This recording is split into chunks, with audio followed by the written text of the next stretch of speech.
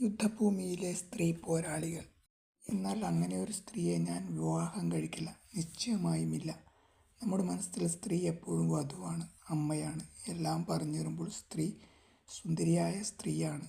ഒരിക്കൽ എൻ്റെ അനിയൻ പറയുകയുണ്ടായി, ജർമ്മൻ തടവുകാരെ ഞങ്ങളുടെ ഗ്രാമത്തിൽ കൂടി നടത്തിക്കൊണ്ടു പോകവേ അവനും കൂട്ടുകാരും മാറി നിന്ന് അവർക്ക് നേരെ കവണികൾ കൊണ്ട് കല്ലെയ്തു എന്ന്. അത് കണ്ട് ഞങ്ങളുടെ അമ്മ ഓടി വന്ന് അവൻ്റെ ചെകിട്ടത്ത് ആഞ്ഞടിച്ചു. ആ ജർമ്മൻകാരെല്ലാം ഒരു യുദ്ധപരിചയവുമില്ലാത്ത നന്നേ ചെറുപ്പക്കാരായ സൈനികരായിരുന്നു. അവസാന യുദ്ധം വേറെ ഗതിയൊന്നുമില്ലാതെ ഹിറ്റ്ലർ തിരക്കിട്ട് തേടി പിടിച്ചവർ. അന്ന് എൻ്റെ അനിയൻ 7 വയസ്സായിരുന്നു പ്രായം.